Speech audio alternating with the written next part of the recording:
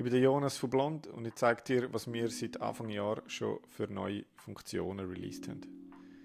Das erste sind Fremdwährungen. Du kannst jetzt Fremdwährungen hinterlegen und die in Kundenrechnungen brauchen, in Lieferantenrechnungen und Belege, die du erfassest. Und zwar gibt es in den Einstellungen einen neuen Bereich, der heißt Fremdwährungen. Da kannst du all deine Währungen, die du brauchst, hinterlegen und du kannst wählen, ob du einen manuellen Buchkurs nimmst oder den automatischen Wechselkurs. Das ist natürlich mega praktisch, weil du musst dich nie mehr darum kümmern. Wir nehmen automatisch den aktuellen Monatsmittelkurs vom Eidgenössischen Steueramt und der ist immer im System drin.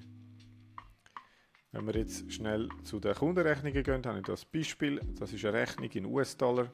Du siehst hier schön, was für ein Kurs das war und wie viel das in Schweizer Franken umgerechnet ist.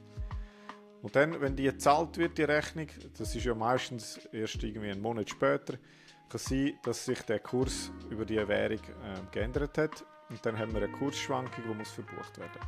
Das macht unser System automatisch und du siehst hier bei den Zahlungen schön, was für einen Kursgewinn oder Verlust das du gemacht hast, rein durch die Währungsumrechnung. Bei den Ausgaben, also bei den Belegen oder bei den Lieferantenrechnungen, sieht es 1:1 gleich aus. Dann haben wir bei den Projekten die Anzeige der Budgets optimiert. Da sind wir auf eine Tankanzeige gewechselt. Nämlich fängt man immer mit 100% Budget an, mit einem vollen Tank. Und je mehr Leistungen und Ausgaben oder Drittkosten auf ein Projekt gebucht werden, desto weniger hat man von dem Budget und irgendwann ist man auf Null.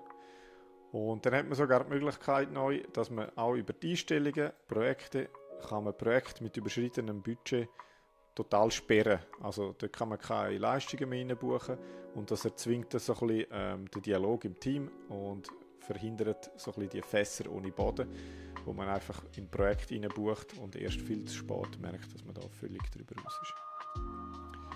Man kann auch selber konfigurieren, bei wie viel Prozent das Warnungen rausgehen und das kann man da global oder auch auf den einzelnen Projekten individuell machen. Dann haben wir eine kleine Optimierung, wenn es darum geht, zum Offerten und Rechnungen duplizieren. Vorher war das ein bisschen mühsam, dass man erst im Nachhinein den Kunden anpassen oder das Projekt anpassen. Und jetzt kann man sehr einfach, wenn man eine Offerte zum Beispiel duplizieren will, direkt den Titel überschreiben, man kann einen neuen Kunden rein tun, ein neues Projekt. Das ist sehr nützlich für all die immer wieder ein bisschen die gleichen Leistungen in Rechnung stellen oder die gleichen Leistungen offerieren. So hat man sehr schnell eine neue Offerte gemacht und die ist gerade beim richtigen Kunden drin. Das war es für den Januar. Wir sehen uns nächsten Monat wieder.